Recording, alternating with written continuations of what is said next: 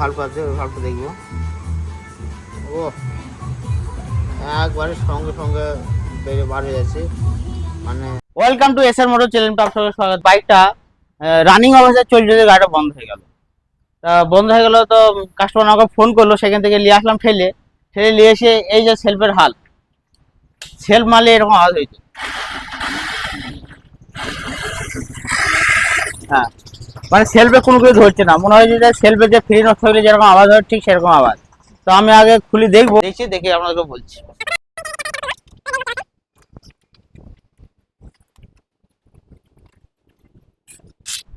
এই যে ভিতরে যে টাইমিং চেন আছে, টাইমিং চেনটা ভিতরে কেটে পড়ে গেছে। হ্যাঁ, স্পকারে কোনো চেন লেগে নেই, এই কারণে এই সমস্যাটা হয়েছে। তা এখন ভিতরে কি হয়েছে না হয়েছে বাড়ি থেকে বুঝতে পারছি না। এখন আমাকে খুলতে হবে, টোটালি খুলতে হবে হেডটা খুলে আমাকে চেক করে দেখতে হবে কি হয়েছে।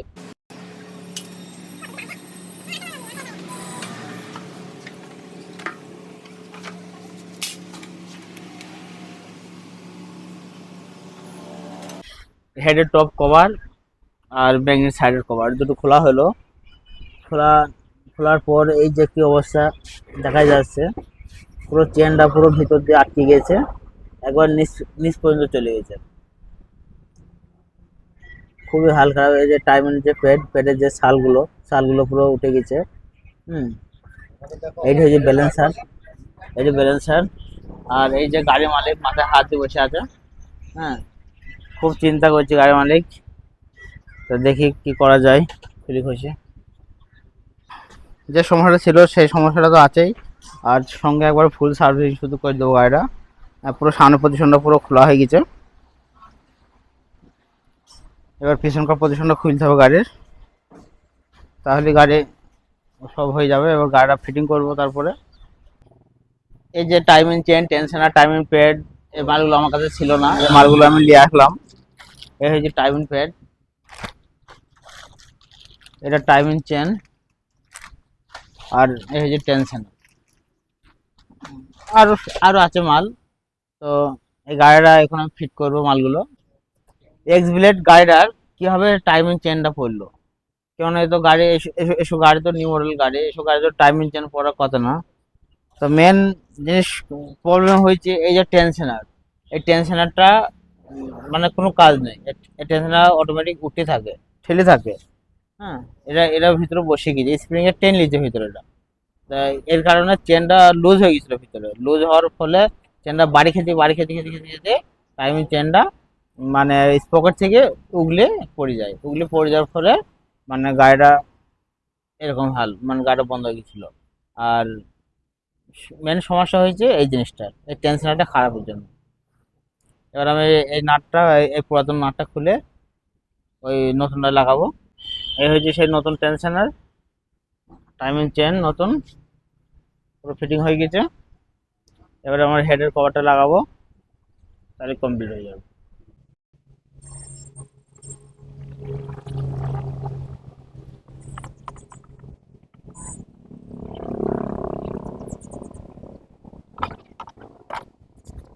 এক্সিলের বাইকটা টাইমিং চেন কেটে যাওয়ার ফলে গাড়ির যে হেডের ভালভগুলো ব্যান্ড হয়ে গেছে।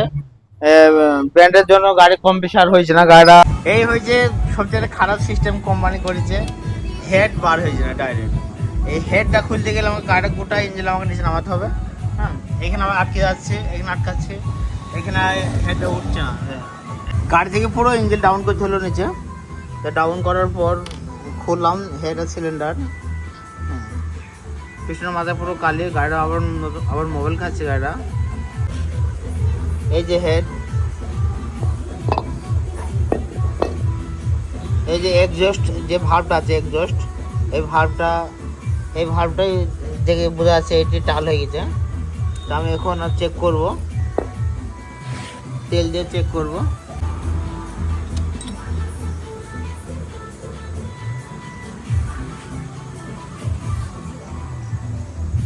ভাল্ব আছে, ওই ভাল্বটা দেখবো। ও একবারে সঙ্গে সঙ্গে বার হয়ে যাচ্ছে, মানে একজস্ট ভাল্বটাই ব্যান্ড হয়ে গেছে। তা এই ভাল্বটা একটা চেঞ্জ হয় না, দুটি চেঞ্জ করতে হবে। তো এই কাজ হাতে আইফোন আর এই কালির কাজ। এই যে ভাল্বটা এক্সজস্ট ভাল্ব, এটি সাইলেন্সের ভাল্ব বলে, এই ভাল্বটা ব্যান্ড হয়ে গেছে।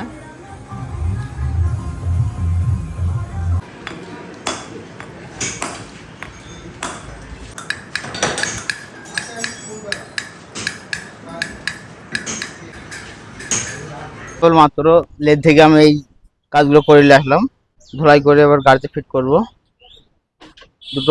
দুটো ভাল্ব আর পিস্টন।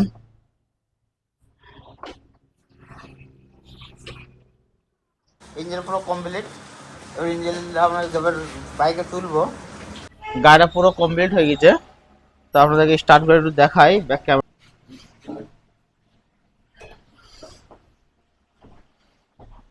এই যে কম্প্রেসার, এই কম্প্রেসার কাজ ছিল না।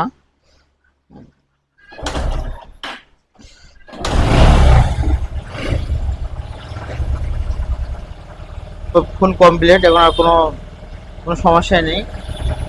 একটু কমে দিই।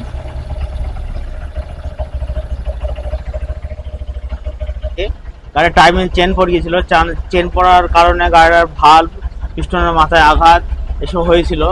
তো গাড়িটা পুরো লেদ থেকে পুরো কাজ করে আসলাম।